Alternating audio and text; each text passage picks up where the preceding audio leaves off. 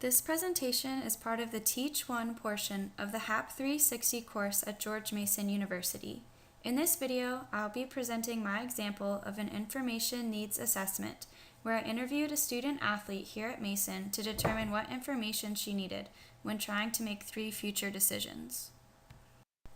Information needs assessments can be used to make strategic organizational decisions or everyday personal ones. Organizations may use strategic information systems to help them make decisions. The design of this system is typically tailored to meet the informational needs of the specific organization that will be using it. This raises an important question in the design of the system. What information should be collected?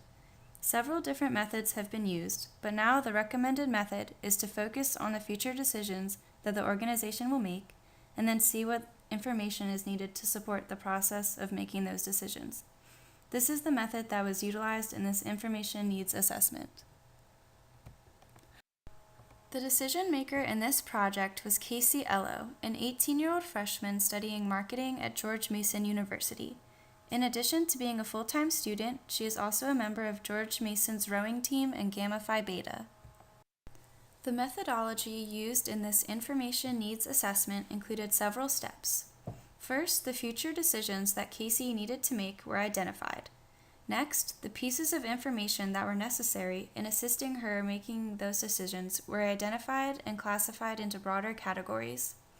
Then, the importance of the different information categories was rated by Casey and an expert using a scale of 1 to 7, with 1 being the least important and 7 being the most important. If the information was completely irrelevant to the decision, it was assigned a score of 0. Finally, the average and range of the information importance ratings were calculated and further classified to show when the information should be collected. Casey Ello has 3 important decisions to make within the next 6 months. First, she has to decide whether she should continue as an athlete on the rowing team during her sophomore year. Second, she has to decide where she should live for the upcoming year, since there are several off-campus options to choose from. Third, she has to decide whether she should get a car for next year. As described in Step 2 of the methodology, pieces of information that are relevant to each decision were identified. When Casey is trying to decide whether she should continue rowing next year, 4 questions need to be answered to help her make her decision. These questions are: how many weekly study hall hours will she have to complete next year? Will she receive any scholarship money if she stays?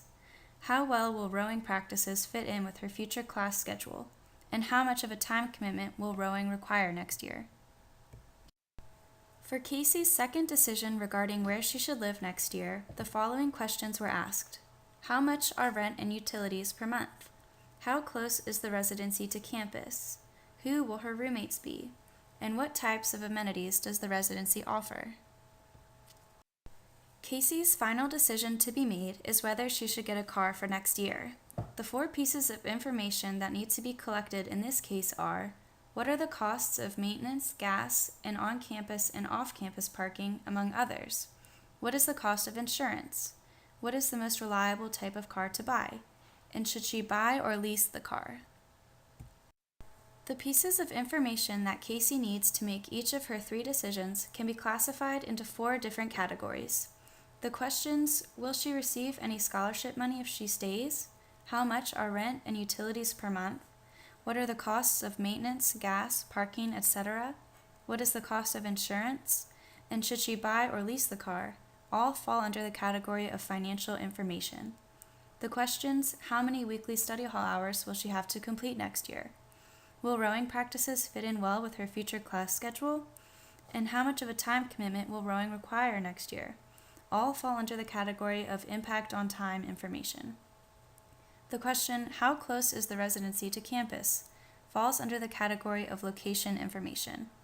Finally, the questions, who will her roommates be, what types of amenities does the residency offer, and what is the most reliable type of car to buy, fall under the category of personal preference information. The importance of each of the 4 information categories was rated from 1 to 7 with respect to the 3 decisions that Casey has to make. Information that was irrelevant to a decision was assigned a score of 0.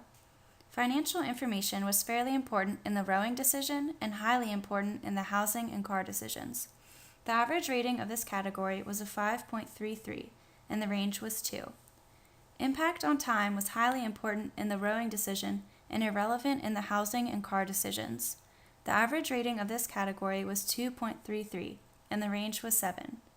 Location was highly important in the housing decision and irrelevant in the rowing and car decisions. The average rating of this category was 2.33, and the range was 7. Finally, personal preference was minimally important in the rowing decision and highly important in the housing and car decisions. The average rating of this category was 4.67, and the range was 6.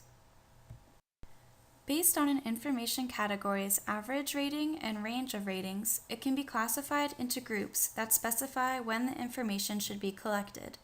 If an information category has a high average rating of importance and a small range of ratings across the issues or decisions, it is considered to be essential information, and collection should begin immediately.